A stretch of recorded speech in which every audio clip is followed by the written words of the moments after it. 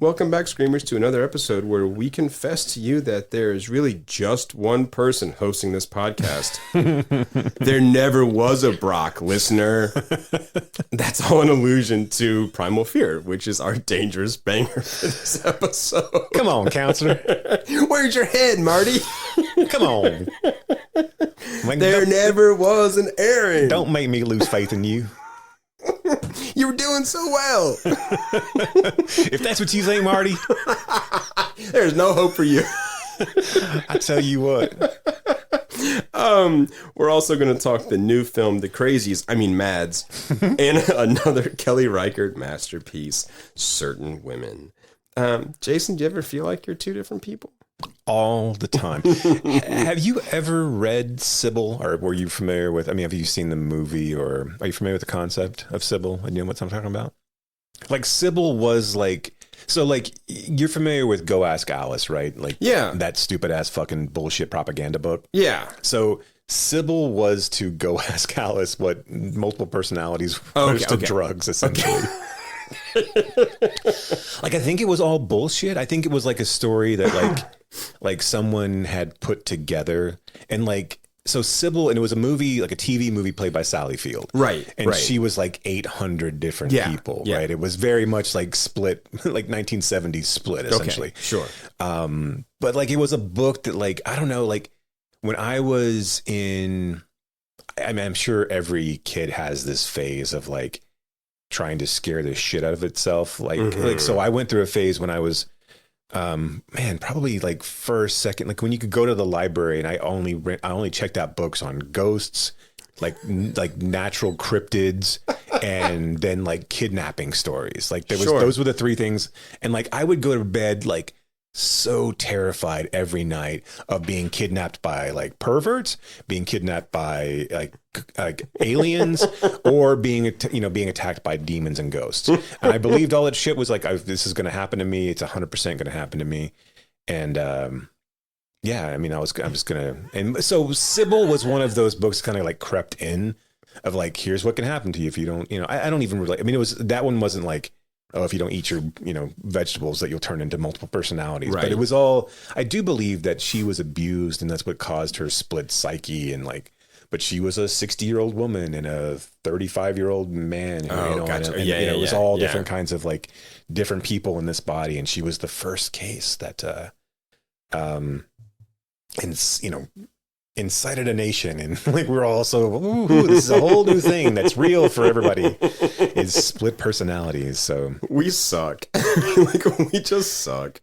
What it does, as long as it makes money, it's okay. Yeah. As long as it doesn't matter what lies we tell, as long as we can profit from it. Look, the thing is, people with any kind of mental health problems, they're just fucking crazy. That's the bottom line. They're just fucking crazy. Futs, man. Knuckin' futs. Yeah.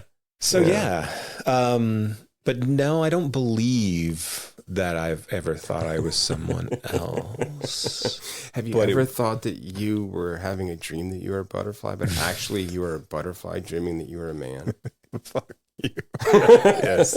Okay. Yeah, and I'm going to land on their fingers so they know it's me. I do hope people like listen to these episodes back to back, so they get the references that we call back to. Yes. Yeah. Pulling back the curtains, listener, we record 2 episodes at a time because we have lives we have to. Don't listen to the man behind the curtain. Pay no attention to the man behind the curtain. Speaking of which, before we get into Primal, are you excited about, and I know you're not, but I want to ask anyway. Are you excited about Wicked? No. Yeah. No. You know what? I didn't realize that Cynthia Erivo was an asshole. Oh, is she? I don't know. She's kind of full of herself, but other than that, it's fine. Well, she can also do fucking anything. Yeah, she's pretty amazing. So that's what I didn't realize. Yeah. Because all she has to do is win an Oscar, right, to get an EGOT. I didn't realize that. Yeah. So she's won a daytime Emmy for a performance that was on, I believe, the Today Show. So they won a daytime Emmy. It's fine. No. I have 2. Right. I mean, she won a Tony for her role in The Color Purple. And then a Grammy for like a group. I forget exactly like what song, but yeah. Did you see the Color Purple musical? I did not. I am not a musical fan. Okay. It will take a lot of. No, I've seen the stage production of the Color Purple, and I thought it was pretty good. But I mean, really good actually. But I did not watch the movie. And I will at some point, just for whatever reason, pass me. I mean, I liked the Spielberg version. It's fine. Right. But I like the opera, but I don't like musicals. No, I mean, I know it's like, of course, I understand how pretentious that sounds with me, but you know, like, I don't like no Rent, but I do like La Boheme. You know, Rent. But there's a reason not to like Rent. Look, we are, again, to pull back the curtain. We've been trying to figure out how to talk about the Warrior concept album by Lin-Manuel Miranda, whatever his name is, right? LMM. And I think we'll figure out a way to do that. I have some ideas that we're gonna have to watch. I've just got the to original and then like because and I just haven't had like the time to like dive into it. I really want to. So I have tried and I just turn it off. Right. That's the same. Like, I think I've got to get refamiliarized with the film and its beats before I can go back to the song. So I tried that too. We got to save this conversation. Sure, right? Because I mean, stay like tuned, I just because I'm trying to figure out like when I'm listening to the record. Right, I'm going back to the film, and I'm like, but wait, which gang is the mimes? Right. Wait which gang are the magicians? And which gang have the satin shirts? I don't know. Sorry. Anyway, so we'll talk about the movie Warriors at some other point. And if you don't know Warriors, like they wear the vests. Right. They're the vest crew. They don't wear shirts, but they wear vests. Their arms are cold. All the cool gangs. I mean, like those are some of the least scary gangs I've ever come across. Yeah, no shit. That if I could cross the 5 boroughs with no problem in Terrence Hill or Walter Hill's. I mean, yeah, okay.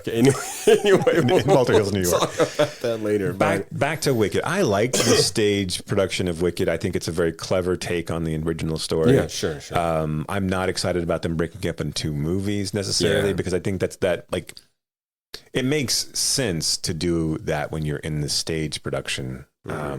But if you're going to end it with Defying Gravity, like it's such a weird, like then the rest of this, I don't know, man, it's a weird, like how you break up a stage production, just make it a 3-hour thing and be done with it. Right. Because the fans of it will go and see it. I don't need 2 4-hour or 2 2-hour films. I just give me 1 3-hour film. Yeah. Cut out the fluff. You don't need everything. You don't need every single song. Don't add any songs. Here's the thing. I fucking hate that. I hate when they write new songs for them. Like, don't do that. Just cut down a couple of them, tell the story. I don't really care. I mean, like, Ariana Grande's fine as a Kristen Chenoweth replacement. She's almost the same thing anyway. But yeah, you're not wrong. But I think, I mean, like, I do. I think you can never really tell. You can never really tell when that accent's going to come out. You can never really tell like when a musical is going to pop. Right. And I feel like Wicked has the. I feel like Wicked has the potential to be a really huge hit with people because it's going to be Christmas, it's going to be family friendly, and everyone's familiar with the story. But sometimes these things don't hit. But and especially I think maybe doing it 2 movies is going to like they're not really advertising that. Yeah.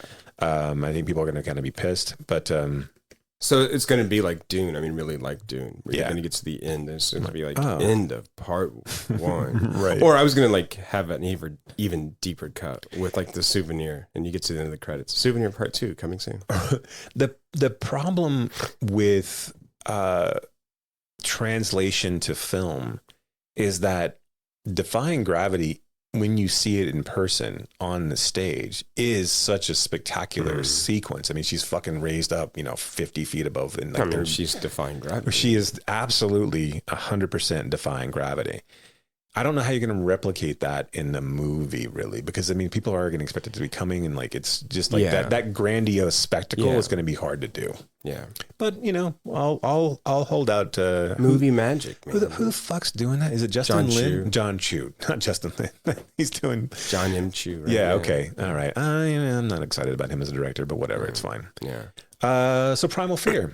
No, we have to do MadS first. Oh, we got to do MadS I mean, first. do you want to do MadS first? There's rules, I guess we're going by these Well, days. because here's the thing. It's true. We don't bang it at the beginning of the film. At the beginning of the podcast. I am as a spoiler here. I am less interested in talking about MadS than I am talking about Primal Fear. So I'd like to get it out of the way. Okay, all right, fine, let's do it. So, MadS.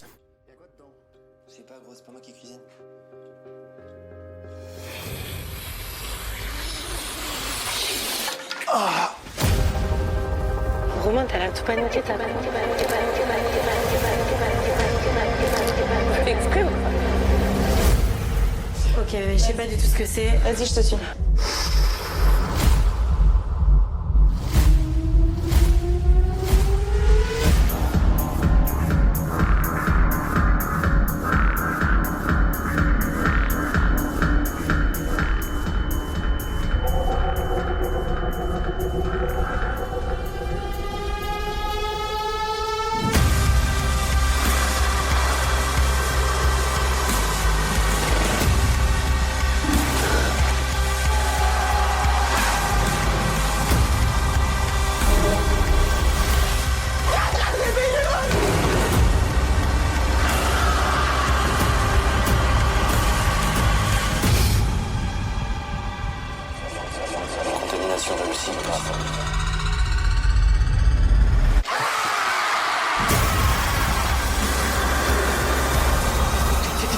Déjà plus.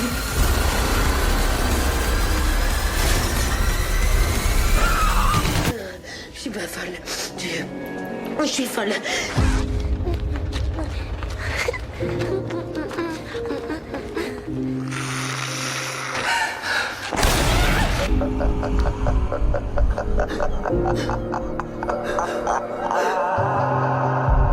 A teenager who stops off to see his dealer to test a new drug before heading off for a night of partying. On the way home, he picks up an injured woman and the night takes a surreal turn. Okay, did he really test a new drug? I never quite understood that. I mean, his dealer does say, "I've got stuff for you," essentially. Yeah, and that's. I mean, and then he goes over, but like, is it a? You don't really get the idea. I mean, it could have just been fucking coke. I mean, it could have just been like, right. And I guess it's a different color, right? But it's a misdirect anyway, right? Right. So, yeah. I mean, it's not like it's important to the plot. No, really. No, because that's not what causes the crazies. Right. Well, it's what causes. Keep saying that. It's what causes. Well, not romaine. Not lettuce that gets the first disease, but like once the drug gets contaminated with the blood, that's how the two girls get. Well, I guess only one of the girls really gets infected, right?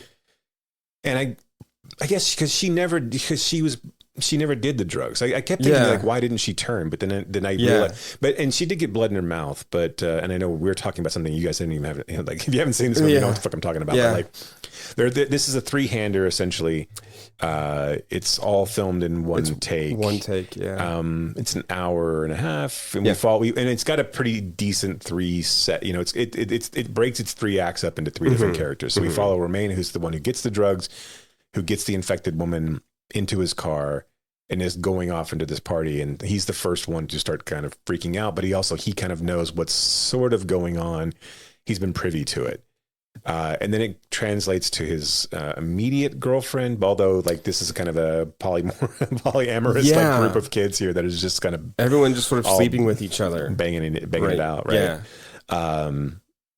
It follows his next girlfriend, and as she starts to turn into a zombie or whatever these things are, and then the other girl that Romaine is sleeping with, who might be pregnant with this child, which is again not really an important plot point more than anything else, it's just a point, goes just to get them like upset at each other, right? She goes and helps the other girl, and then they end up separating because by the time she finally is fully, she has to go help her mom, because she's worried about her mom being stuck in this apartment.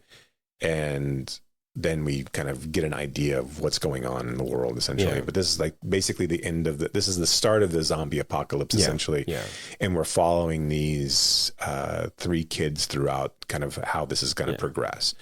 The movie never loses its conceit. I mean, we follow Romaine. It's not really a point of view movie, but you do stick with that one particular character. At one point, as he starts to turn, the government agencies that's kind of monitoring this captures him, and then he had gone to his house to turn off an alarm, and he starts to become more and more progressively a zombie. They capture him because they'd already been at his house anyway, because that's where the woman was. Yeah. And it was like, you get an idea of like, this is some sort of like virus that is spread because these women that are like, these are contaminated subjects that have been, we assume, under government control, but you hear this like voice over a walkie-talkie of some sort. Well, she had a recorder device, yeah, right? and yeah. she like plays the recorder because they pull out her teeth, and then they cut out her tongue too. Yeah, like she couldn't speak. All she could do was sort of like scream. And she tries to kill herself at certain points, but they're too strong and they can't really. Yeah. Like she stabs herself in the neck, right? And that's how he gets blood on him, right? Because she like stabs herself like right in the neck. And then so the girl starts to turn as well, because she had some blood infected cocaine or whatever the drug was, and her friend starts to come and help her because everything's really at this point kind of escalating. And there's a moped sequence, which is actually kind of fun. Yeah, and then she goes back to her house to check on her mom, and there's the government agency persons there kind of helping her walk through this kind of apartment complex. And turns out that person's also infected, and she's like, you need to get the fuck out of here because I can't control myself. Well, and then she kills herself before she actually turns. And the girl starts laughing maniacally and going crazy, and the world behind her behind the glass is ending. Yeah. Now, is this another Quebecois film? I don't know. Okay. I know that this might be straight up France. Okay, I couldn't tell if we were in because like France or like Canada, France. I have not seen anything else by this director aside from David Moreau, and besides The Eye, which I saw when The Eye came out, and I didn't care for it. Yeah, Them has been well regarded. He's done some other things that have been decently, but they've also been kind of all over the place. Like they're not like genre specific. Like it seems like he's kind of a director for, he'll do whatever. Yeah. But them back in 2006, I think, was pretty well regarded in regards to it's a really quick home invasion horror type film. And so I think, but that one's French. So I think this is straight up, we are actually in France, where the naked lady stands. So was them, here's a question about them, because I mean, I kind of dug them, right? Well, was that an influence on The Strangers as well? I would think so, but it's hard to say. Yeah, really. I mean, I know it's a little different, but still that same kind of like attitude of like, we're gonna fuck with you just because you're here. It also feels like an influence, weirdly enough, like on Wolf Creek and those kind of like films that just but didn't explain, right? But you would have to think that, if not a direct influence, it definitely like its success and well regard helped get The Strangers off the ground. Yeah. So am I assuming you didn't care for this one? Or? I thought it was fine. Like I didn't really. I do, like, I joke about the crazies, but I think it's I mean, kind of close enough. And I feel like the one take here is a little gimmicky. Like, it didn't, here's the thing. I wanted it to be more frenetic than I felt it was. Right. Okay. I really, because it didn't make me feel frenetic. It didn't make me feel like I think that one take should. Right. Right. And so I guess that's kind of my big complaint, is that maybe it was just, I don't know, me, but I didn't feel the tension that. Neither did Sammy. No, Sam didn't either. Sam's like, fuck that. He watched it with me too. But, I felt more tension in something like Gloria, right, than I did here. Mm-hmm. And that is a way less tense of a film, I think, right, or supposed to be. Right. So it just didn't really work for me. And I think that a lot of the movie hinges on that. I think it was an interesting take on the zombie genre. And I like this idea of like showing how it's progressing. amongst these three people. And I really did. I thought that the way that they broke up the three acts was actually pretty interesting as well. I'd say I probably liked it a lot. I liked it more, not a lot more, but more than you. Yeah. Just because I think, and I will say, I think that the gimmick worked for me better than say something like an Azrael, where the gimmick is like, it just becomes tiresome after a mile. Like, okay, I don't really give a shit that they can't talk, right? It's like the gimmick in a Quiet Place to a certain extent. I'm just like, all right, well, whatever. I mean, like, no, I think it's a better film than Azrael, right? I mean, like without a question. I do think, and I think, I forget, what was the second girl's character's name? Anise. I think that the middle section of this movie fucking kills. I think here's the thing. Oh, wait, that's Julia, right? Julia. I'm sorry. Yeah. So so Anise is the first girl who's no, it's the third. Oh, okay. Yes. You mean, so Julia is the one who like fully turns and Julia we is the see hot her girl zombie, right? Well, they're both. Yes. Okay. I mean, they're both hot. But they're not zombies though. They're not both zombies. Right. Yes. Julia's the one who's like, Anise, I'm going to rip your face off. And like, some of this stuff was really great. And so maybe I just didn't like Romain. Yeah, I didn't really like hanging out with him. It does start with the weakest part, because he's the one who's she was good. He's the one who doesn't. He's the one who should be more Charlie Sheen in this. Yes, because he's the one who's getting all the drugs. He's the one who's got all the girls. Mm-hmm. He's like, and he just feels like he's constantly put upon because his dad's coming home and like he's got this girl that's like, what the fuck. But yes, Julia, when she starts to turn and like there's like she's just fucking chewing scenery. Yeah. And that sequence where like I think the sequence where Julie's in the back of the moped with Anise and like she's scratching her back and rubbing and like kind of maniacally rubbing blood over her face, and Anise doesn't really know what to do, like but still wants to protect her friend. I think that middle section like really, really ramps it up for me. Mm-hmm. And like I just love this idea that we don't really get to see very much in these films, is that like we get a moment where it's, and you know, like things like The Walking Dead and like most of these films where there's a click and then you're immediately a zombie. This idea that it's a progressive thing and like it's going to come and go and then come more strongly and go. There's a moment where she's like looking in the mirror and she's like, oh, my poor body.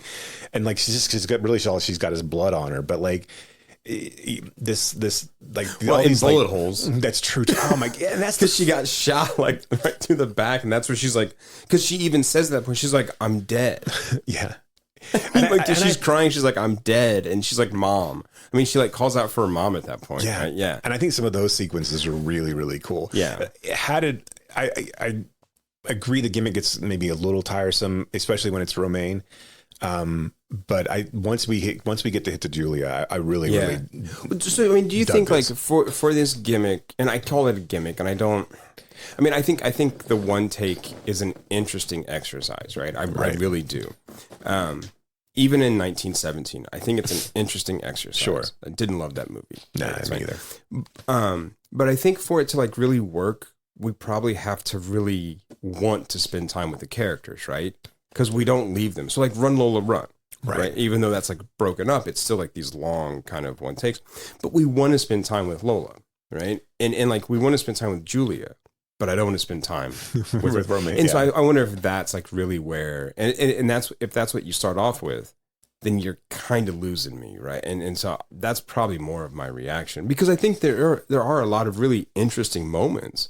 I mean, like we just talked about, but I think the two women, that's where the more interesting moments really lie. Yeah, like I said, you feel like Romain. Like he's so carefree and happy, and then like I don't know. Maybe the character. I don't. How would you have changed it in regards to like, because he gets so freaked out about, like he should have dumped the woman at the hospital, and then been like, because he's an asshole, right? He's sure, yeah. And at that point, he could have just gone off and forgot, like washed the blood off himself, and gone off and enjoyed the party. Yeah, he doesn't need a dad. He does. Like, we just don't need the dad character, and we don't really need to like. Why does he go? Like, we don't need that whole sequence of why he goes back. The only reason he goes back to the apartment is so that he can get caught by the things that are, because he leaves the woman he leaves the woman that he has in his car at his house, basically in the garage, because he thinks she's dead, even though she's not there. And then she ends up like in the bathtub, right? Right. And so he goes back there because the alarm goes off, and because his dad then calls him. He's like, "Someone's in the house. Where are you? What are you doing here?" Right. And because the government agency is looking for her, and we assume that she's got some sort of tracking device because she's like a test subject, they end up finding him, and that allows us to then move on to Julian, which we've already kind of established that he's been sleeping with both of them. And but he goes to the party, and he's not any fun at the party. No, he just beats up a dude, and then goes back, and then he gets on a bike and goes back to the house. So the first like 30 minutes of this film is probably the weakest of the film, and it's too bad, because I actually liked the first like 5. Like when he is the asshole and he's driving his Mustang fast, and like I thought that was, all right. I thought that was that's the character I wanted to spend time with. Right. And I was just kind of like, oh, things are going to go bad for this guy, right? Let's see how this happens. Right. But then I think as soon as we get back to his house, I'm like, I don't want to be with this guy anymore. Now we get to see him naked, so that's interesting. Yeah. Okay. It's French. I mean, it's so French. Like, that's how woke we are. Right. It's fully frontal French. It was fully frontal French. So I think that's my big, right. And if I don't want to spend time with that guy, then the one take, like I said, doesn't quite work. But there's a lot of interesting things other than that. Yeah, okay.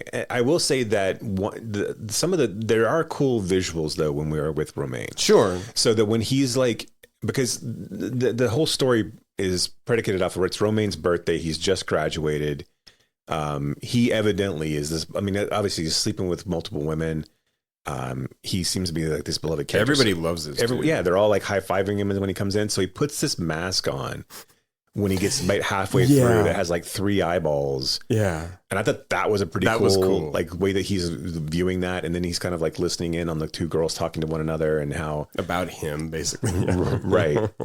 I love that interaction between the 2 girls at that point too, where there's like, you're not sleeping with anybody. Why do you have a pregnancy test? And she's like, well, I did. It's like, Romain. Right. And she's like, cool, I'm gonna go. Yeah, I know it was. Yeah, that was. But again, right? I'd much rather spend time with those 2 than.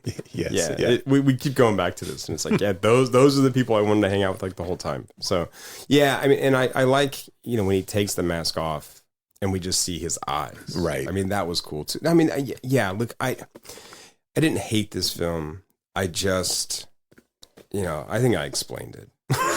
Don't need to do it again.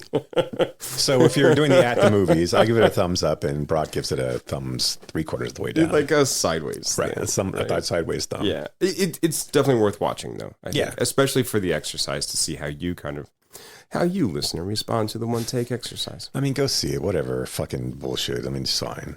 You're gonna see it in regardless of what we say. Anyway. Look, is there a whole lot else? You could go see Heretic. Or you could watch this, and I'd say this is more interesting. Oh, this is way more interesting. This is way more interesting. Yeah, right? I would recommend Azrael over a Heretic.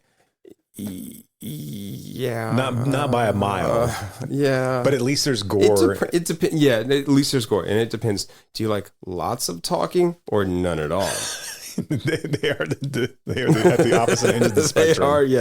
They are antithetical in that way. So it's your call. Lots of talking, none at all. Okay, now should we move on to Primal Fear? Are you excited to talk about Primal Fear? Wait, don't tell me. On my first day of law school, my professor says from this day forward, when your mother says she loves you, get a second opinion. In the game called Fame. You are a master at putting the victim on trial. A victim in this case is my client. In the business called Justice. First thing I ask a new client is, so you've been saving up for a rainy day? Guess what? It's raining. The victim in this case is not only the Archbishop, it's also the people of Chicago. Excuse me. Law offices in Martinville. You got the news on by any chance? I think everyone's gonna want this one. There's one lawyer they love to hate. Sell the book rights yet, or you gotta wait a while? Now tell me, counselor, which one of us is the true headline chaser here? Unlike you, I was assigned to this case. You know who I am? No, sir, I don't. Don't you read the papers? Richard Gere. I speak. You do not speak. Your job is just to sit there and look innocent. Well, I am innocent. That's it. That's exactly how I want you to look. Can you remember that? Look in the mirror if you have to. Even when the headline is murder. There was someone else in that room. Who's the third person? That's the worst story I've ever heard in my entire life. Now it's our story. He's the one. You want to go one-on-one with me? I don't lose. What's the matter, Marty? Been a while since you rubbed up against a woman with a brain? Who's the real story. Come on, ask it. What about the truth? The illusion of truth. But he did kill him, right? No, he didn't. Don't tell me you think he didn't do it. So how you gonna get him off? I don't know. What do you think he's up to? I honestly don't know. I saw the tape. I know what he did to you. Do you know what I would do if someone did that to me? I would stab him 78 times. It's a mistake to stick your thumb in the eyes of the most powerful people in the city.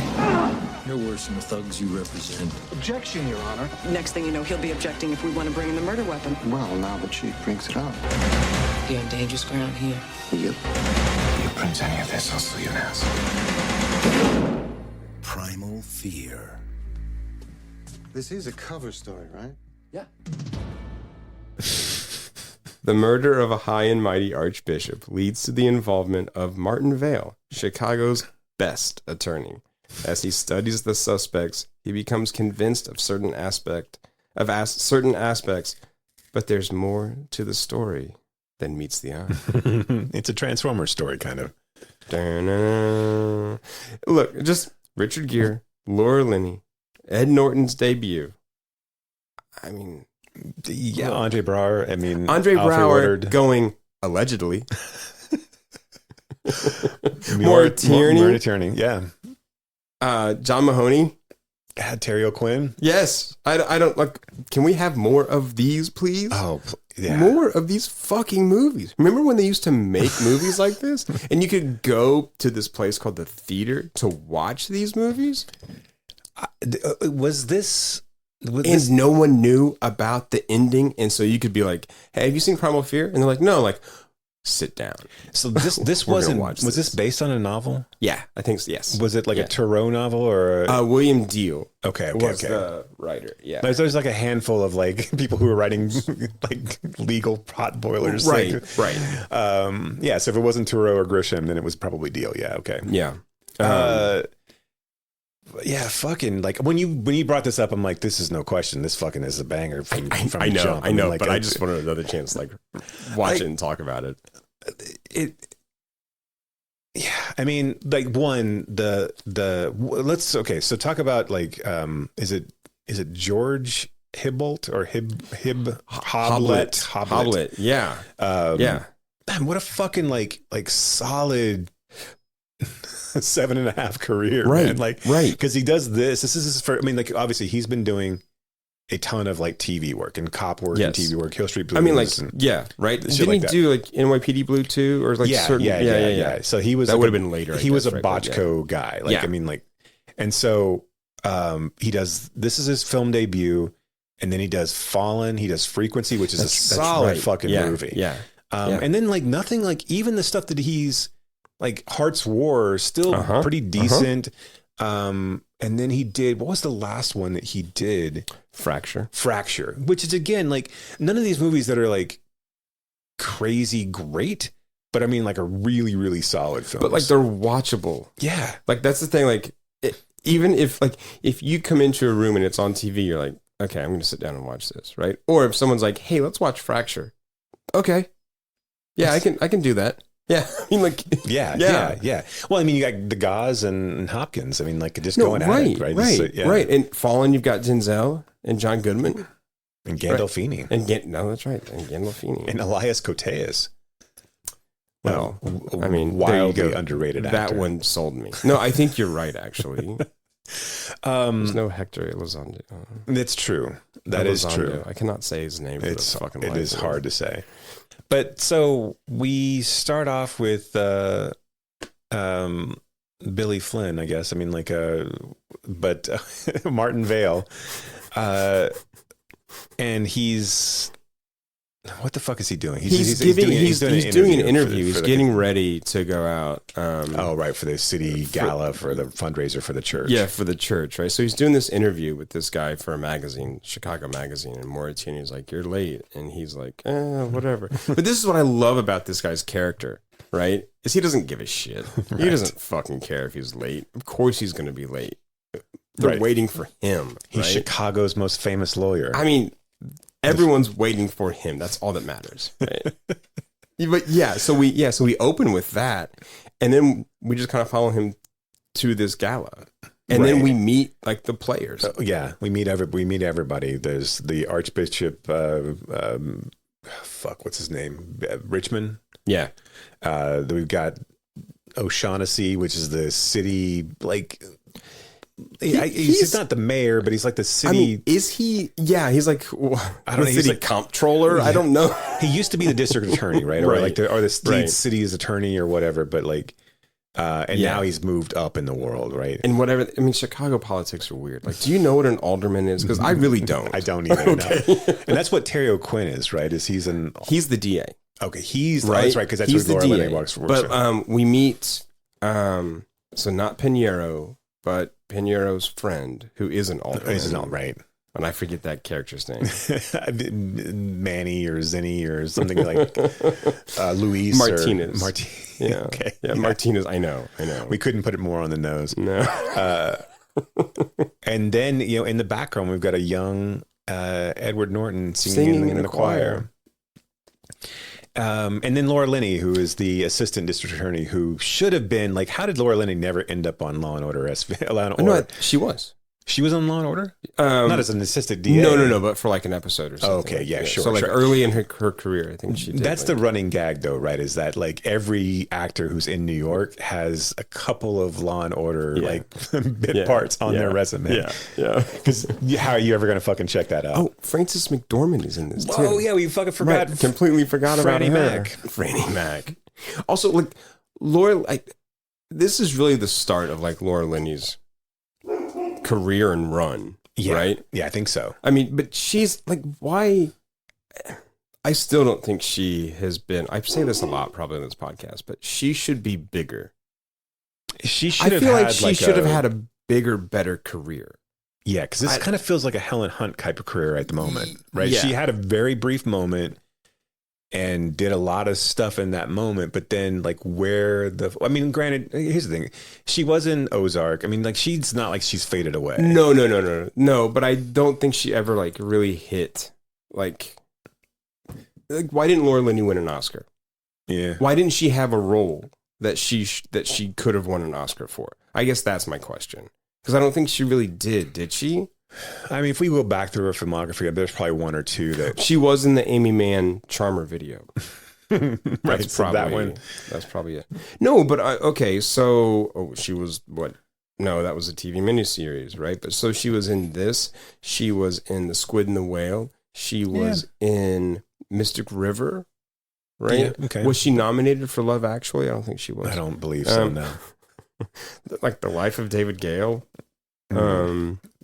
Talk about a fucking... No, I know. Here's the problem with those Kevin Spacey films is they all seem like shit now. Like they all like, if we go back and look at them, like... Right. And can we... I don't want to detract, but I will. That's okay. Like we have to dive into that Armie Hammer podcast. Okay, yeah, no, we do. You're right. No, absolutely. That is the fucking... craziest shit. We're gonna have to like devote like a segment on each episode. Like, just so it'll just be like, I don't know. We'll have to come up with a name for it. Like, okay, now we're entering to the like not Armie Hammy time. Armie Hammy sandwich. I don't know. Armie Hammer corner or something, right? But we'll workshop a name and we'll have a segment, I think, every... All I've seen is the TikTok segment so far. And like the first one started off with him talking about to Tom Arnold. I know. And it was like... And he's like, I'm pretty handy. I painted all this and I did that. And you're just like... People are... what the fuck is going on? So, I mean, here's... So... Okay, we're gonna come back to Primal Fear, but wait, we're gonna talk about sort of Armie, guilt and innocence, right? So what did Armie Hammer do? Yeah, I don't know. Okay. No. It's like this is so he but he talked about these like weird fantasies of like cannibalism, right? But didn't he actually essay? I mean, like, wasn't he accused of essay, or was it just the fantasy stuff that scared people? I thought it was just the fantasy stuff. I don't know. I don't want to. Because I'm not defending him, right? But I don't know. Why are you abbreviating sexual assault? Because you have to do it on TikTok. I've gotten to TikTok mindset where you've got to say, you can't say the actual thing. You've got to say something else.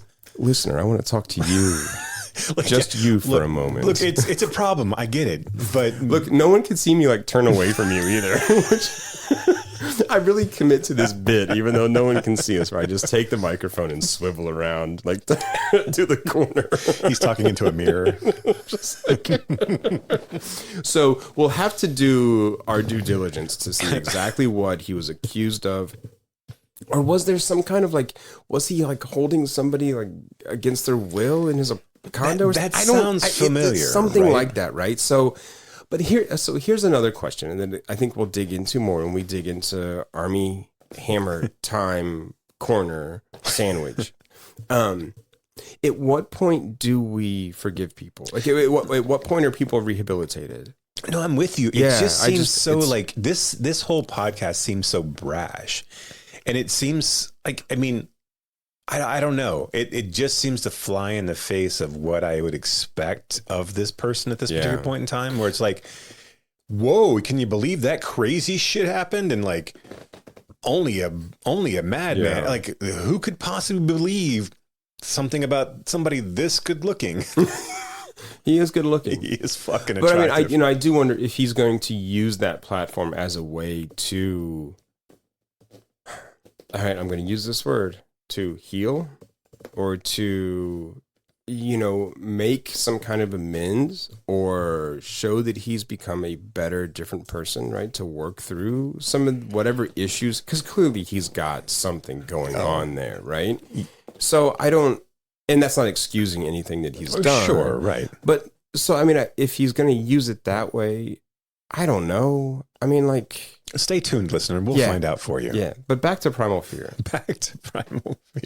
Back to Laura Linney and why she didn't have a bigger... She's fucking great in this. Hey, she's so good. Yeah, she's amazing. I mean, even just the like first interaction with her and Gear is so good. Well, this is like prime Gear time, right? Has he ever been better? I mean, like... The early Gear's pretty fucking. Okay. I mean, right. Gigolo's good. Gigolo's great. Yes. Like Pretty Woman's still pretty. I mean, like I don't know. Pretty Woman's kind of bland. I mean, like right. This is one of his best roles. I really think this is like one of like Gear just being like full on Gear. Yeah. Right. I mean, like. You watch this, you're like, oh my God, he's so charming. Never for a minute do I did not doubt that he's this guy in real life. I know, and I'm like, off. I would sleep with you, 100%. Right. I'll dance with you, absolutely. Right. Come on, let's dance. Okay, yeah, there's no music. I don't care. That's fine. It's in my head. Believe me. Let's go somewhere where we can smoke. Like, and it's like George Michael.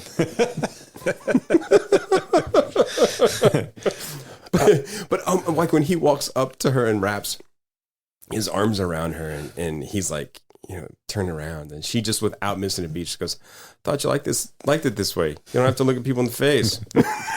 Yeah, she's so good. She's like everyone in this is good. Mm-hmm. Like everyone in this is good. Mm-hmm. It's even Panero, which I don't usually like that. I mean, like that's the guy who was Scarface's brother, right? Yeah. So like I don't know. Yeah, he was man. Yeah. Like that's like he's great in this. Like that should be a Treat Williams role, like a Hispanic Treat Williams role. Like, but yeah, no, he's great in this.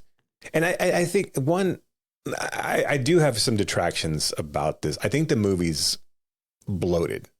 I think at 2 hours and 5, I don't think you need the Pinheiro stuff in this movie at all. That feels like something that got lifted from the book, right? Right. That's a subplot that's in a book that's more fleshed out. Right. And it plays better when you're reading it over 300 to 400 pages rather than being, because then you see all of the political machinations and everything else. Yeah. And so this story seems wildly coincidental that the case that Martin Vale gets 40% of $1.5 million because they've done something incorrect. Like the cops have like mishandled a Pinheiro case or whatever. I can't remember. They mishandled him.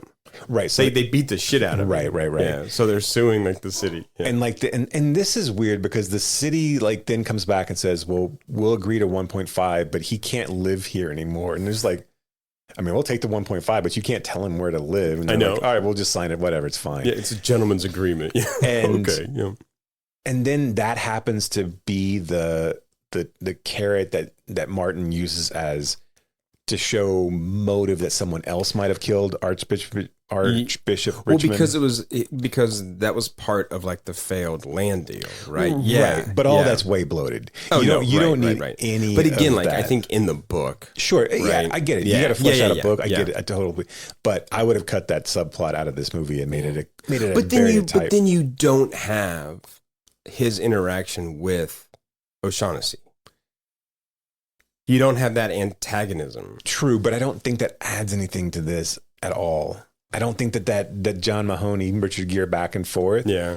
Like you already like one, you could get that from the porn tape. Sure. So you could have had where Gere and O'Shaughnessy are like, you know about the porn tape. Mm-hmm. Don't fucking show it. This guy's this is a good man. He just had his flaws. Mm-hmm. Rather than how much money did you lose? That comeuppance of like, well, Pinheiro gets killed. Yeah. And nebulously gets killed. Like I don't know how that happens, but like. But I think we're meant to assume it was him in right, the cops. Yeah. Right. Yeah. And so then like, but it weirdly like. That's the only thing about this movie that I feel like it's like you didn't really need all of that. Yeah. And it just feels like, okay, well, it's all then too coincidental that the case that you had just before this completely ties into this, this pro bono murder case that you're going to take on. That's how Chicago works. It's just Chicago, man. That's like Chicago law, Chicago politics. That's how it works. So we get to the fundraiser. there's the choir. So all of our players are involved, and then we go we get the Pinheiro case settled, and then we go to Richmond's study. And he gets his fingers cut off in a very gruesome sequence. A lot of man nipple in that one, too. A lot of man nipple. a lot. So we see the Archbishop getting out of the shower and taking off his robe. And then he gets his fingers cut off and gets stabbed to death. And then the story starts, right? Yeah. We basically, are... I mean, we're off and running, literally. Right. Aaron Ed Norton's running out of the cathedral or whatever. And they capture him, and then it gets on TV as he's doing this interview. Martin sees it on the TV, and he takes his case pro bono because it's Chicago, baby, and it's and it's going to make his name. Right, he's got to even stay. more. Yeah, and he's got a cover story coming out. Right. And then they start. So here's the other thing about this is that do defense lawyers really then dig in and do a lot of PI work where they're for themselves? Where they're going to the crime scene, where they're going to, try to find, run down homeless teens to back up the story. I know. So no, probably not. I'm just guessing. Right. It makes it for a great movie. It doesn't. For credulity, it's a little off, but it's fine. But I mean, again. Courtrooms don't function like that either. True. I mean, true. So I love that we pick and choose what we're going to pick on, right? And because no, that's not how courtrooms operate, but that's how they operate in every fucking film we've ever seen. Right. So we find out that Aaron gets captured, and they try to posit that there could have been Aaron doesn't remember committing the murder, and he says that he categorically denies murdering the Archbishop. He lost time. He loses time. He wakes up, Archbishop is murdered. He runs out covered in blood. So Gere doesn't want to know if he really believes that or not. Doesn't want to know if he did it. He believes that, but he does kind of buy into his own bullshit at a certain point and starts to hunt down a potential third party. So he starts to tear apart the Archbishop, this good beloved Catholic figure in Chicago.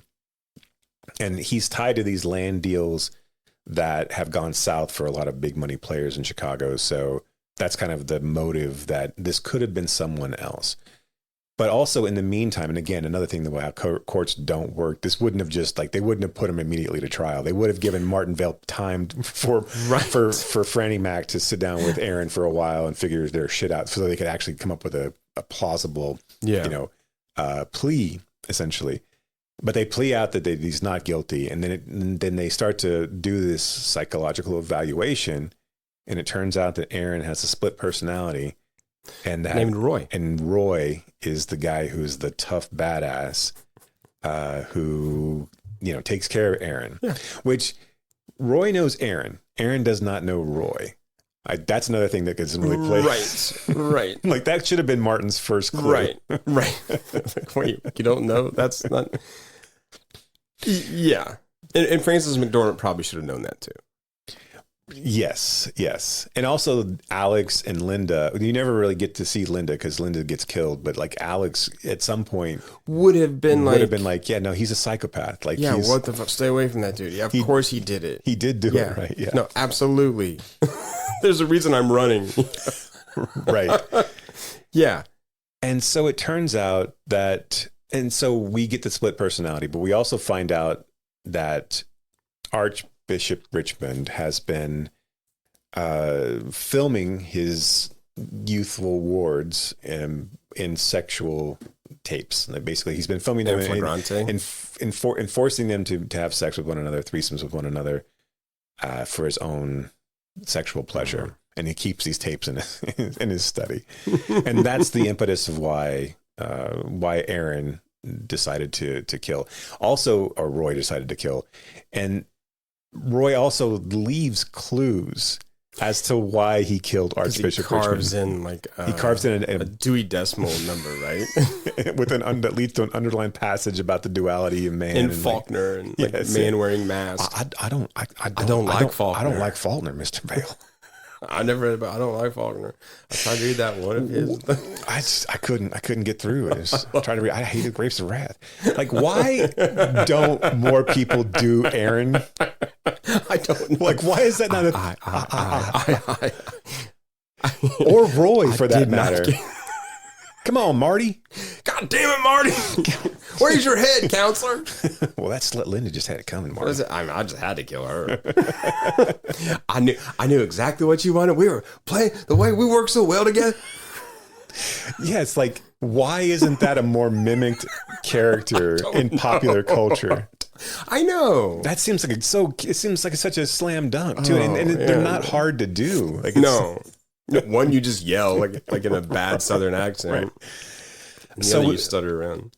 So we know now we've got motive of why Roy / Aaron killed the Archbishop, but they can't plead that he is he's innocent by reason of insanity because they didn't plead that at the beginning.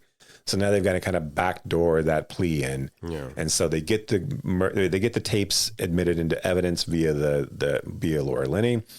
And then they coerce Aaron to change into Roy on stand in the hopes of creating a mistrial. Yeah. And then being able to go back to the well and saying he's innocent by reason of insanity.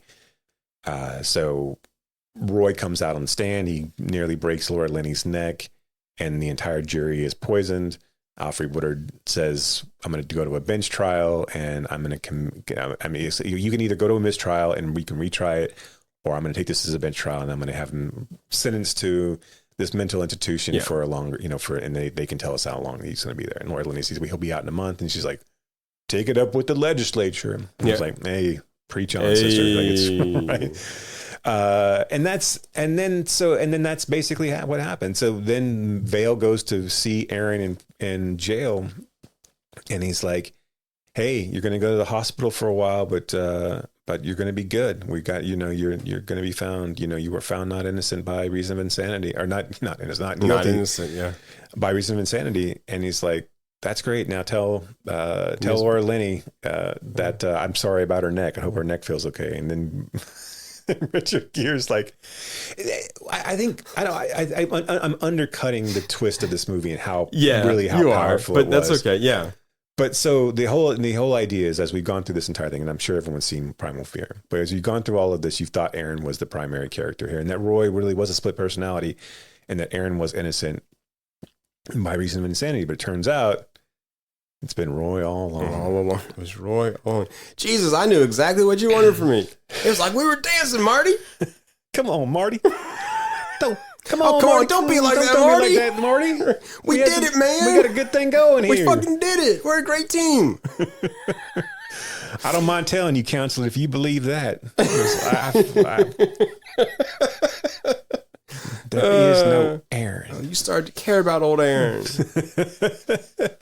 Fucking Norton. I can understand that, but love hurts. Like, where the fuck has he been up until this point?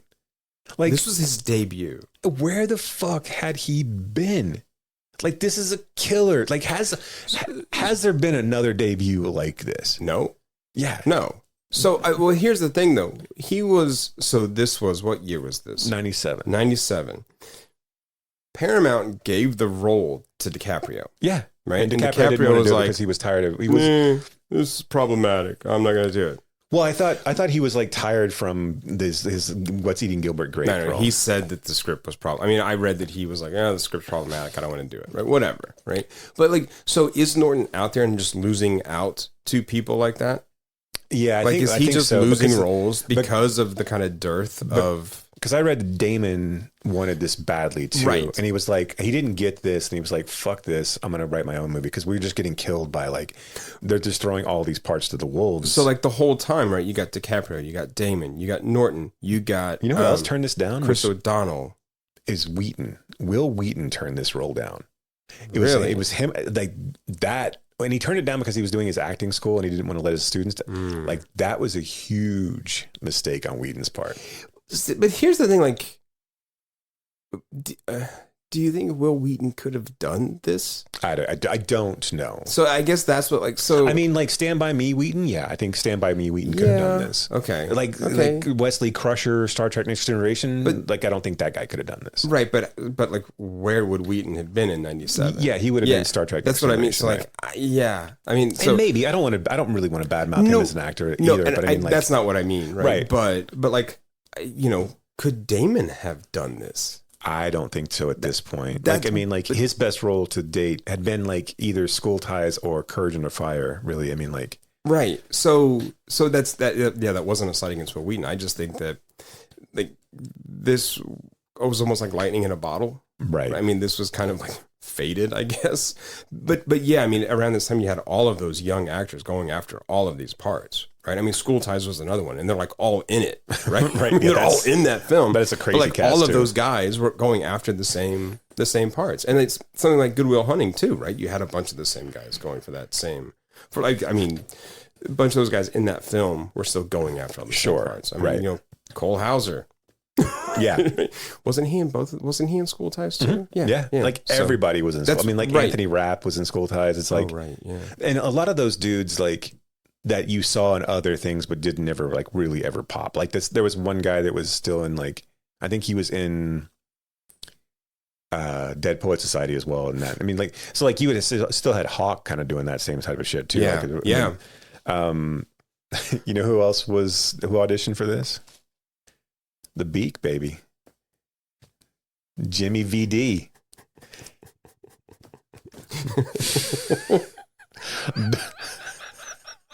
Do it. I've been waiting all day.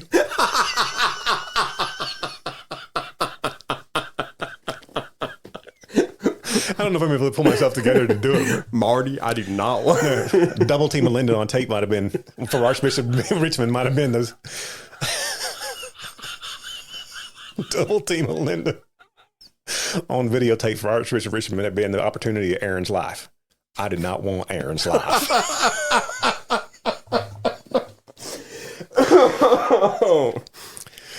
I got so excited when I saw that. I was just like, oh my God. Why wasn't James Vanderbeek in this? That's what this podcast has come to. It's just fantasizing roles where James Vanderbeek can be in them. Oh man. No, the twist in this was huge. I mean, anyone who saw this was like, oh, this was like a real quote unquote like water cooler film where once you saw it, you were just like, oh my god, did you? And you couldn't stop talking. I mean, in that way, it was similar to like a Blair Witch kind of thing where. Yeah. I mean, the reveal. This was just so talked about. Well, and this is 2 years before Sixth Sense, before anybody's really talking about like twist movies. So like, this pulls the fucking rug, and like in the best way possible. Well. It's so well. It's so well. It's so good. Like as he's walking away, I'm just you now. I'm just like, I'm just gonna say the same things that you say. but that sequence where Marty realizes it and comes back in, and that moment where you still believe, oh, maybe like something happened, like in its air, and then he just does that slow clap with his hand. It's just like I just couldn't resist. Right. And you look so proud of yourself. Right. It's like so good as he goes back and forth. But it's like you miss it as a viewer too. Yeah. Right. You don't, like, because you're right that you're with Gere's character where you don't catch it except when you're like, oh wait, oh shit.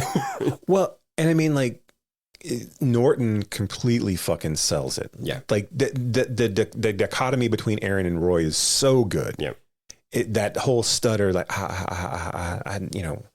In the affect, like the bodily, right, like, you know, movements as well. He's so, even in that last moment where he's like, you know, tell her I'm sorry about her neck, and he sits back down and he's just looking like this kind of dud of a guy, and you just like sunken into himself. But you can also see in that moment where like he looks up and is like, oh fuck, did I kind of like, yeah. What? Yeah, so good. Like this movie fucking, like, I mean, it legit, like I said, outside of all of the things you could potentially nitpick about it, it spins by fast at 2 hours and 5. Like it's just, and Gere is the perfect guy for this role. Like we talk about Norton, but Gere is amazing. He's so good in this, and just his interplay and his charisma that just kind of washes through this, and like, because you forgive all the bullshit. Like you forgive like what kind of a smarmy piece of shit he probably actually is, right? And there's this change in the character, but you wonder how much there really is. Right. Like, even though he doesn't go out the front to like get all the press and attention, he kind of, you know, it goes out the back. You still wonder, like, the next morning, is he out looking for the next kind of big case? Right. How long does that change kind of last? So yeah, I mean, no, he's so good. It's just man, totally bangs. 30 million budget, 100 million box office. Yeah. The one thing that stood out to me as funny is when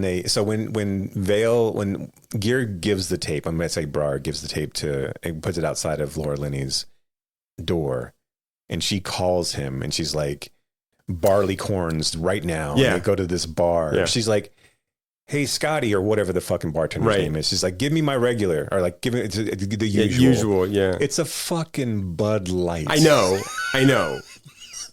Like, it's easier to say Bud Light than my usual. And if that's your usual at a Chicago bar, you should be ashamed of yourself. Right. Well, I mean, like, also, I don't know, like that. I was just like, wait a minute. I thought there was going to be some sort of like cool drink that comes up. Or like something in a rocks glass. Yes. Not a bottle of Bud Light. Not a commercial that shows up, a product placement. Because it's full on labeled to the screen. Scotty looks at the camera. When I go to a Chicago bar, what I really want is a cool, cold Bud Light. Real drinkers know that Bud Light's the key. Bud Light's the game. Yeah. I do like a central character that smokes a lot. Is always looking for a place to smoke. Absolutely. Another thing that made me laugh is, and again, I know that this is probably just a Chicago... Girls with cigarettes. Yes. A Chicago affectation, but at the end when Alfre Woodard has left her office and Laura Linney is about to smoke in that office and she's shaking and she can't get it lit, Gear takes the lighter from her and then holds the wind because from, I know for the cigarette. And I'm like, you're inside. It's fine. It's a habit, though, right? I'm sure in Chicago, it's a habit. Yeah. Well, I don't know. Did you ever smoke? Yeah, I mean, not like I mean, when I would drink. Okay. I mean, so yeah, I was a 2-pack a day smoker. I know. Like Marlboro Reds or Pall Mall non-filters. So when I was on a real bender, when I was drinking, it was Pall Mall non-filters, right? But when I was just like, regularly drunk, then it was Marlboro Reds. But it was a habit. Like you would always like, even if you're inside, right? You just did it. Yeah, I mean, because you're used to that. But yeah, no, I know. You're inside. What are you doing? I only needed a lighter for the first one because I just smoked them back to back, so I would just light one of them off the other one. You're such a badass. As I'm smoking American as Spirits. I sound like I've had like a pack of Pall Malls, right? Like you used to smoke? Yeah, no, totally. Yeah, it's like I just smoke Virginia Slims because fuck you. That's why. I've come a long way. Smoke bitches and hoes. Vincent Hedges. Sorry. Anyway, wow. Okay. Do you think I love this movie? Do you think it was better when you could advertise cigarettes and liquor, or do you think it's better now that all we ever advertise is for-profit drugs? Or is it is it all the same? Yeah, like I mean, it's all self-medication, right? It's all like you call up your doctor, hey, I want to try this new commercial I just saw, right? Right. Or you know what, I'm going to go get a bottle of Jack. What's the one with all the people dancing in it? That I want that one, right? But the side effects might be death. I don't care. Right. Give me that one. That's what is their drug just doesn't cause death because that's what I'm looking for. And they're all dancing because the drug doesn't let them have sex. Okay, cool. Right. Right. That sounds awesome. Give me 2 of those. But I'll be quote unquote happy. Yeah. Okay. Awesome. Yeah. I mean, look, I don't know why I quit drinking. It's ridiculous. I'm kidding. Like I stepped into a bear trap here. It's like, let's just try Ozempic. But it's fine. Just joke. Yeah. No. Right. It was a joke. It was a joke. I do think so. Like in this movie, I was never like, for me, the tension was never, did Ed Norton's character do it? I always thought like, of course, but like, what's the, okay, so now what do we find out, right? Why did he do it? Or like, what else is there going on? Yeah, this is always like, how is Marty going to get him off? Yeah, it was never like, oh, who did it? It was never like a who done it, right? Okay, I just want to make sure that, because that's how I always it's funny to me, like thinking like as we've progressed, because I always felt like Brar was like a guy, like he was always good and always like big, like he and same thing with Alfre Woodard. Like I always felt like how it was, she's just always been around, right? And she's just always been really good, and like, and this is like a small role she took as a favor to somebody. But like right, but no. Yeah, it's and that actually, that role supposedly, I guess in the book, is a old white man. So good on them for like changing it. Yeah. Was Brower, so this was 97. Brower would have been in what by this point? Glory? The Last Supper. Like, okay. I mean, like indie shit. Like, yeah. Like nothing. I'm not sure what else, to be honest. When was Hamburger Hill? Wasn't he in that? 94. So it would have been okay. Then I'm trying to remember. Like, so he would have had like, I guess, smaller roles and stuff, right? By that point, Glory would have been the big one, right? Which like was the bigger film. What, 95, 96? Or was that sooner than that? Was that like it was like 89. Oh, right. Yeah. Right? Okay. Yes. Yeah. I wanted to see what else he was in. Yeah, Primal Fear. But Primal Fear is like really... Oh, City of Angels. Okay. What a piece of shit movie. I have a hard time. Like, really, then it was like Homicide, right? Yeah. And then he was on Get on the Bus. Okay. I like that movie. Yeah, no, right. I'm a Lee apologist for the most part, though, so I like most of what he does. Yeah. I was thinking... Like it's hard for me to badmouth Meg Ryan films, so just in general, like not all of them, but like City of Angels, yeah, I mean compared to the original It's garbage. It sucks. Come on, man. Look. Not fair, compared to the original. I have not good. I have not seen it since I saw it in the theaters. I saw it in high school, and I was like, "This is not good." I had such a thing for Meg Ryan that was just hard for me to like separate it. Right. But you can still like her and be like, "This movie sucks." I'm not going to stop watching it. You know what's an underrated Meg Ryan film? Was Addicted to Love with Matthew Broderick. Yeah. One of the later like rom-coms that she was in. No, she's great. She can come on the podcast anytime. Oh, no, she can't. I couldn't handle it. Oh, you'd be fine. I don't know if I would or not. You'd be fine. You'd be fine. You'll be fine. Man. But I mean, I don't think she's going to come on our coup. podcast, though. I bet she might. You think? I don't know. I'll ask. I mean, we can. Yeah, give her a call. I'll reach out. Who was it that called you? You know, Aaron Gray. Can we get Aaron Gray on the podcast? Right. Yeah, sure.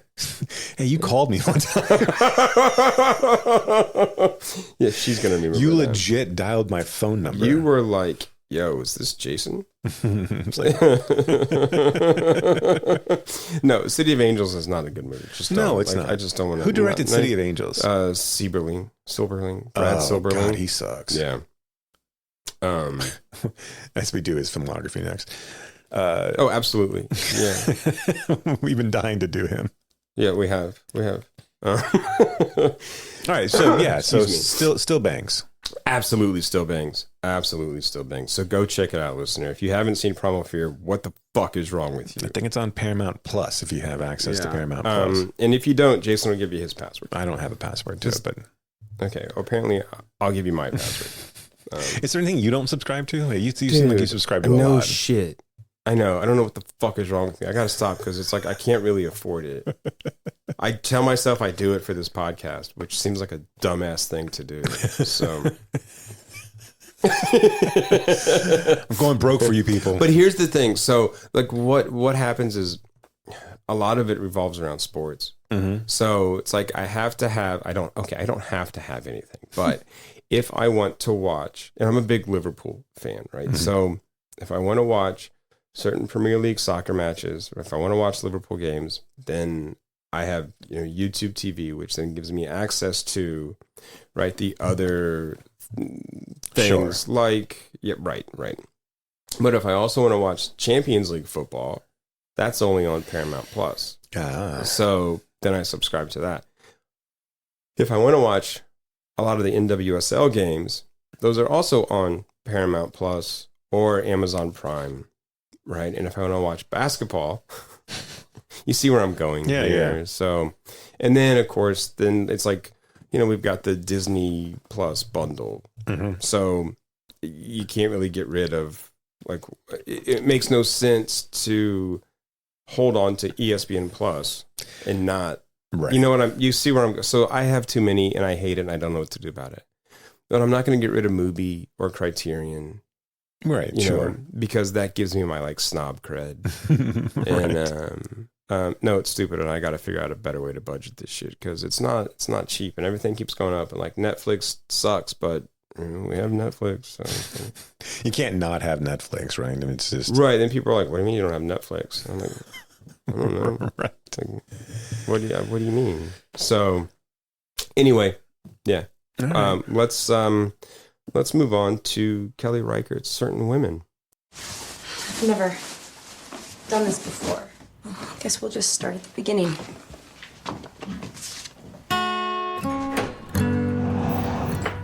Hey, Flint.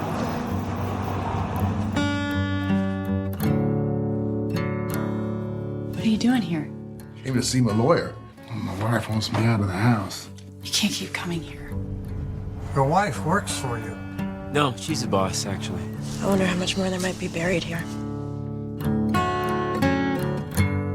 I was so afraid I'd get out of law school and be selling shoes. My mom works in a school cafeteria, my sister in a hospital laundry, so selling shoes is the nicest job a girl from my family's supposed to get.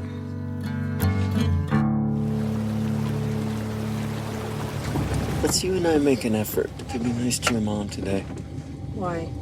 Because neither of us do very well without her. We were wondering about the sandstone in the front yard. I mean, if you wanted to get rid of it, we'd take it off your hands. You don't have to sell it if you don't want to. It's just that Gina wants this new house to be authentic.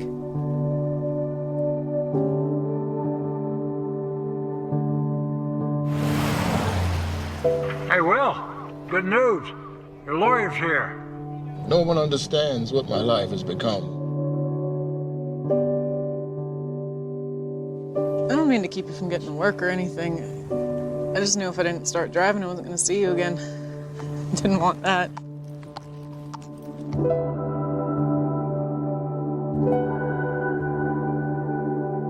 It'd be so lovely to think that if I were a man, people would listen and say, okay. It would be so restful. The lives of 3 women intersect in small town America, where each is imperfectly blazing a trail. Imperfectly blazing. What a stupid fucking word.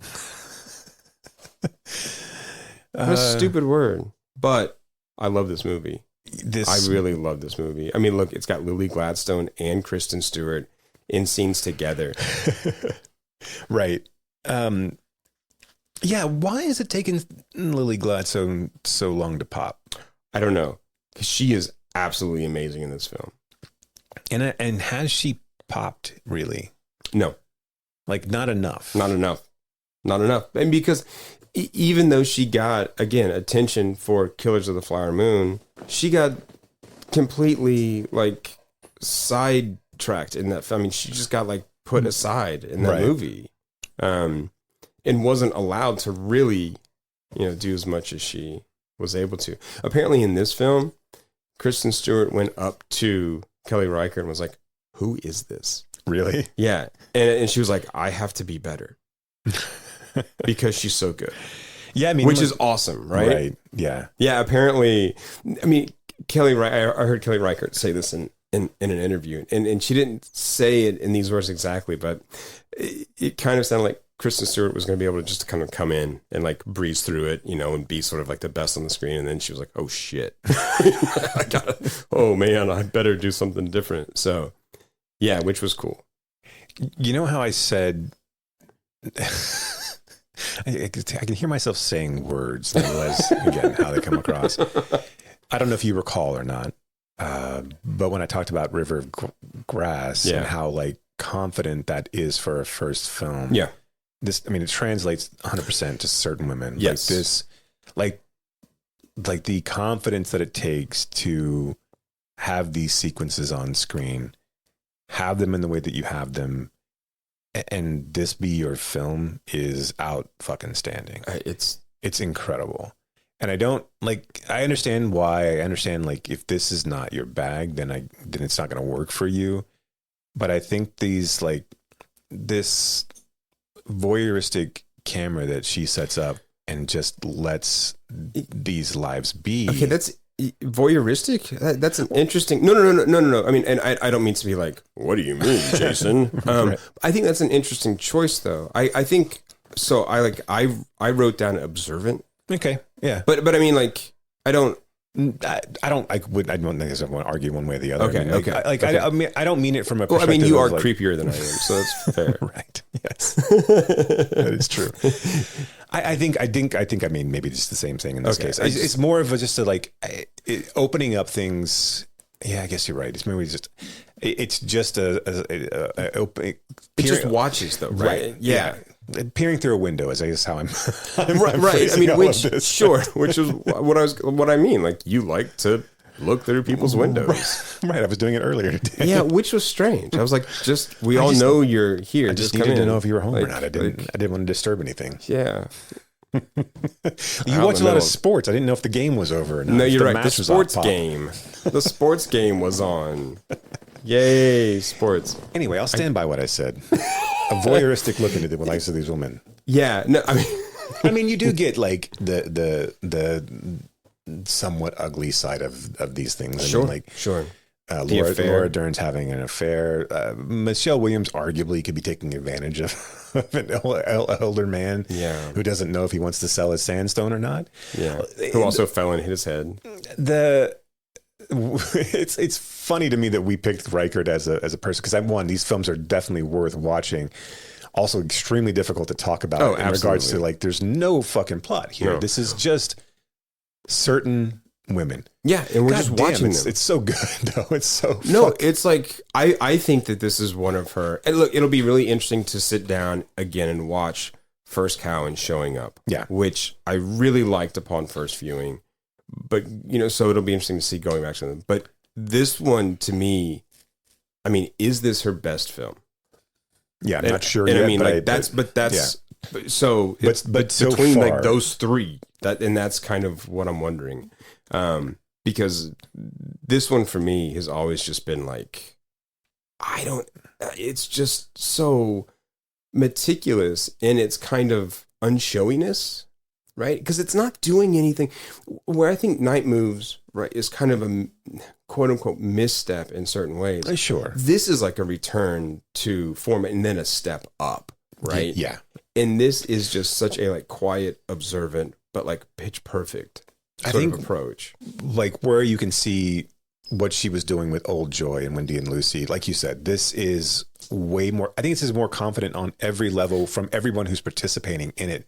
Like this to me seems like Michelle Williams knows what she's doing way more than what she did. And she was brilliant in Wendy and Lucy. But and here, and Meeks. But here, it's, I mean, it like, if you, and I know this is acting, right? But if you didn't tell me that Michelle Williams was Michelle Williams, like, it's not like, I mean, like, you feel like you are there. You feel like this is just, and there's just something to be said about these, like, this normalization of these experiences that these women face. And like, and it doesn't, what's so brilliant about it is it doesn't call itself out.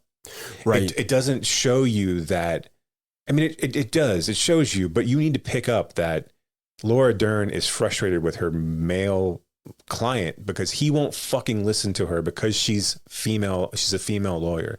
And the moment that he gets in front of a male lawyer, he's like, oh, okay, well, I get it. It's fine. We'll just drop this case. And but it's not fine. Right. Then but that was right. So then he goes off and he's like, see, because this is something, and I mean, I'm with you, but I always wondered about that. Like, is he saying okay because it's a male lawyer, or is he saying okay because he's always known, but he just doesn't want to give up? And he really is latched on to her, that she's become almost like this surrogate, not wife, but more like mother figure to him, right? Which again is still like a frustration and not any kind of lesser misogyny. It's still that kind of, but do you know, I mean, I think there's a complication there in that relationship. Yeah, I never actually looked at it, because if you look at the epilogue version of this, it does seem like, one, his wife is getting exacerbated, but he probably feel like his wife is pulling away from him anyway. Yeah. And now that Laura Dern has become frustrated with him, he's got to escalate because he can understand that at a certain point, if two people have told him the exact same thing, that this relationship's about to end. Yeah. The only way for him to continue to stay, I didn't really think about it, but that's pretty fucking awesome. Like, the only way he can stay in this lawyer's life is to commit a crime. And then when he goes to jail, he's disappointed that she didn't write him back. Yeah. And that he's so excited about like her coming to see him and visit him in prison or whatever, wherever the hell he ended up. But that's really good. I didn't think about that. Yeah. I do. I mean, like in the epilogue for all of them, I mean, the Lily Gladstone one's fucking heartbreaking. It's just so like, but the Michelle Williams one, which is the shortest one out of all of them, where she doesn't feel feels undermined by her husband with her daughter, and not really respected and undermined by her husband, period, in regards to all of it. And then this idea of like coming back around when they've got the sandstone and like feeling guilty for fucking over this old man. But still, why should she have to feel guilty? It wasn't like she really did anything wrong. But and then her leading the entirety of the house building while her family's inside of a tent watching TV and waiting for her to feed them. Like, fuck you. I know. Yeah, I know. But she's also just out there like on the bed of her truck or the tailgate of her SUV, whatever. And she just like, has a cigarette and pours herself what looks like a glass of wine, right? Yeah. But then also looks over this stuff, this sandstone, and then like the plot of land, and feels, or looks like she feels confident and satisfied, right? And sort of like, yeah, I can see what this is going to be. And also like. a husband this is that's going to be like mine, cheating on her too, right? Yeah. That the moment in. God damn. I mean, like Gladstone's portion of the film, and if you haven't seen it, she works this ranch, and she's basically all alone all day long. Yeah, it's a wintertime job where she's there to like take care of the stock and feed the horses. The most amazing looking horse ever with that white face and the brown body. It was just like, holy shit, where'd you find that horse? Like Kristen Stewart should have said, she's like, where did that come from? I've got to be better than that horse. God, I have to like step up my game. First Lily, and then now this horse. I love that whole story though. Yeah. Right? Where she just Gladstone just goes to this. She saw people going into this building. And so she just goes to this class, and it's all a bunch of teachers wanting to know what the law, what school law is. And their questions are so fucking dumb. Can a student just say anything to me? And Kristen was like, I don't really know. They're also like one on top of each other. Like they ever get a chance to answer. I know. And Stewart's driving 4 hours to teach this course.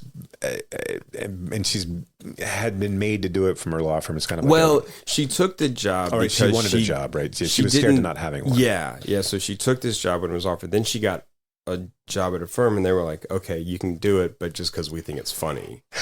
Right. And so Gladstone befriends her, shows her where the diner is, and takes her out on her horse. We got to slow down. We have to slow down there because this is. They go sit at a diner, right? So everyone leaves, and Lily Gladstone just kind of sitting there, and like Kristen Stewart's like, "Are you registered for this class?" And she's like, "No, just saw people kind of coming in, so I joined them." And she's like, "It's cool, you can stay. Like, I hope you come back next." So there's this kind of like she's already sort of like you seem like a friendly face, and then she's like, "Is there anywhere to eat?" And she's like, "Oh, I can show you to the diner. Like, follow me." She's like, "Okay." But they're sitting there, and Lily Gladstone's not eating. She's just sitting there. And Kristen Stewart is eating this cheeseburger and just talking, right? Just talking, like, all the time. Holy shit. Did you see how she wiped her face? Yeah. She picked up the napkin was still wrapped around the silverware. And I just thought that was, I don't know if that was a mistake or what, but it was brilliant. Anyway. So she's just sitting there, like, just watching her eat and listening to her talk. And then they go again, right? And then they talk more? Or do they talk more this first time? And then, does she bring the horse the second time or the third time? I think it's the third time. Because yeah. Right. And so, they go again. They go and they sit, and she doesn't eat again, right? But we see her, like, the first time stop at a gas station and pick up, like, a burger, basically. Basically just something to eat in the car, right? And I think this is really interesting. Like, is she self-conscious to eat in front of her? Right? Or is there something else? But I don't know. I think that's something else telling. But yeah, and so they talk again. They have like a deeper kind of conversation. And that's where you find out that like Lily Gladstone doesn't know anybody. And she's just lonely, right? Yeah. Right? I mean, that's why she's there. She's just lonely. She's like, I don't know anybody here. And then the third time she brings the horse, which is just so romantic. It's such a gesture, such a lovely like romantic gesture. She's like, because at this point it's like the diner has been established, right? They're gonna go eat, right? And so she's like, here, I'll give you a ride to the diner, not in my truck. And then they get on this horse and they just ride to the diner, and it's just so adorable. I don't know, I just love it. And then at some point, Kristen Stewart stops doing the class. Yeah. She finds somebody else to do the class. And Lily Gladstone drives 4 hours to find her. Tracks her down. And then says goodbye to her in a parking lot. And it's like, I don't want to keep you from work. And Kristen Stewart has no words for her at this point. I know. I mean, she says, Kristen Stewart says, well, I was going to tell you, like, at the diner, and like couldn't bring herself to tell her. Right. And then Lily Gladstone, what did she say? She's like, you weren't at class, and I couldn't, the last time I saw you couldn't be the last time because I didn't get to tell you goodbye or something. She's like, I couldn't have that. Right. And like, there's just no response. Yeah. And Lily, they just stand there, and then she's like, well, she just says nothing and walks away. Lily turns back to her truck and has like her eyes start to well, but that's really about it. Yeah. And then she falls asleep on the way. And then she falls asleep. Do you ever get nervous? Like anytime anybody drives in movies, I always expect there to be like a unexpected wreck. Yeah. I get nervous when Lily Gladstone talked to Kristen Stewart. That's when I get nervous. I'm just kind of like, I don't want to hear this. No, that's when I get nervous. But yeah, you're kind of like, oh my God, is she going to die in a fiery crash? Right, which I know is not a Reichardt. Like that's not going to have something. It's not a hallmark of a Reichardt film, right? Right. Yeah, and then there's the epilogue, right? And we see Dern at the jail with her client, Jared Harris. We see Michelle Williams and James LaGrosse, and then we see Lily, working the farm still. I kept thinking that Corgi was going to like get hit by the. I know, me too. The Corgi was dancing around that tractor a little bit too easily. Yeah, I know. I was like, don't hit the dog. Or like, dog, don't run under the tire. Right. Yeah. But I mean, it's hard to like pinpoint this film, like what is really the best part. I mean, and I think it's because the four actresses are so amazing, and Lily is so like, I mean, like it's just crazy to me that it took this long for her to get a huge role, like, and it wasn't even because this was 2016, right? And like, why hasn't someone given her a lead? I mean, I know that she's gotten lead in indie stuff, but like, why isn't she broken through? No, I know. I wonder if she's picking and choosing. And it could be that. It could be that. But man, she's so fucking good in this. Oh, she's that first time in the diner, I don't think she says a word. She just sits there and smiles and everything, bit, and you're just kind of like, Jesus Christ, right? She's so happy to be in a room with someone. I know that's talking to her. Right. It's great. And then like when the next time when she talks more and more, then again, those two together, like at that table, the energy there is just, I don't know. It's so good. I mean, like those two in a movie. I'm like, Kelly Reichardt made this movie just for me. Right. But I mean, because again, like I know we keep kind of waxing about Lily Gladstone, but Kristen Stewart's amazing in that role. I mean, this like weird, quirky, like nervous kind of energy that she has, but it's not that quirky, weird energy of the Cronenberg film, right? Crimes of the Future. It's this more like or Twilight or come on, Twilight's terrible. Like no. Like we don't have to don't do that. We're talking seriously about Kristen Stewart. Right. We're talking about Olivier Assay's Muse. We can't eliminate 6 films from our past just because we don't care for the subject matter. Yes, we can. Because I don't, when I talk about Pattinson, I don't talk about Twilight either. Okay, so listen, right? Pattinson worked with Claire Denis and the Safdies. I don't know where I'm going with this, right? But still, yeah. Anyway, all right. What about Snow White and the Huntsman? Do we discount that one too? I don't know. That's fucking poetry, man. Is it? Yeah, absolutely. I mean, Charlize. It's and Hemsworth. Yeah. The triumvirate we've been waiting for our entire lives. Absolutely. Talk about 3 names that will never be put together again. Seriously. Right. Yeah, no, I just adore this movie. They're all so good. Yeah, it's so, I mean, it's just so quiet and simple and it's really, I mean, it's a showcase for these actresses. But none of them are, I don't know. There's such like a quiet power in what they're doing on the screen.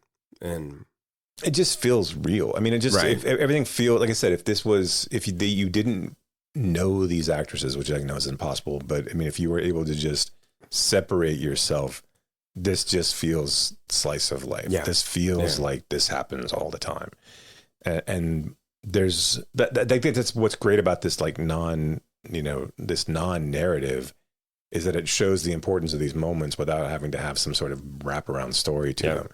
If we were to see Laura Dern be a lawyer who was ignored by her male clients, and that was the fucking plot of it, you're like, all right, I get it. I mean, it's fine. Men don't listen to women. I get that, but and the same thing with Michelle. I mean, like if this had been like a Bad Moms type story, right? Where it's like, and again, I just choose that because it's 3 women, but where it's like, oh, well, I've got this husband who doesn't fucking listen to me, and this husband who's cheating on me, and I got these clients who suck, and I got to do this dumbass job somewhere, and this, Yeah. No, right.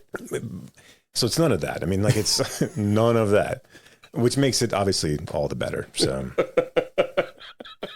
let me mansplain fucking certain women to you guys. I'm gonna go. Well, I mean, and that's the thing too, is that they all have all of that stuff that you just said is like true, right? I mean, about the like cheating husband and about right. This could be twisted to be something stupid, but right? it's also like just these 3 women that are kind of like, and I guess 4, right? But really, we're focused on Gladstone. But these 3 women trying to navigate lives, right? Kind of on their own accord, in a way without anyone else, and that are all on some level kind of lonely or kind of alone. Right. And so there's that as well, but they're also like not, they're not relying on anyone else either. So they're not these sad women that we're supposed to feel sorry for. Right. But they have problems, but they're also very capable of dealing with all of those things. The moment where Gladstone's in her truck and she sees Stewart in the foyer of the building, and she's kind of waiting a pause to see if she's going to look over, and she doesn't. It's just fucking, I know. It's crushing. It's just, it's so heartbreaking. Poor Lily. Lily Sadstone. That's it. This shit's over. I'm not doing this anymore. I'm just kidding. One fucking dad joke away. It's gonna come from one of us, right?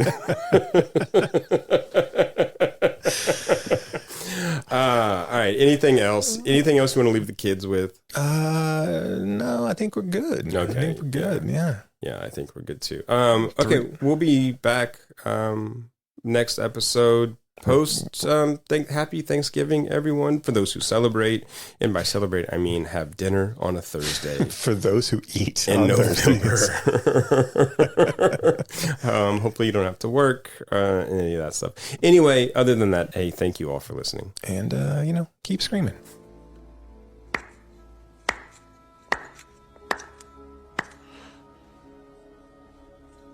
Well, good for you, Marty. I was gonna let it go. You was looking so happy just now, I was thinking, but to tell you the truth, I'm glad you figured it. Because I have been dying to tell you. I just didn't know who you'd want to hear it from, I mean, Aaron or Roy or Aaron. Well, I'll let you in on a little secret.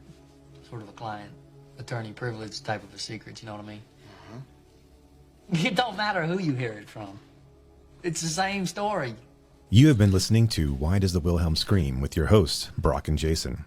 If you liked today's episode, do us a favor and rate, review, and subscribe in whatever application you use to consume podcasts these days. You can reach us by visiting whydoesthewilhelmscream.com. If you are in the DFW area, we would love to see you at a Fort Worth Film Club event. You can learn more about those and find a full schedule at fortworthfilmclub.com. And you can learn about my foundation and how we are trying to foster the next generation of film lovers at realhousefoundation.org. That's REEL housefoundation.org. Till next time.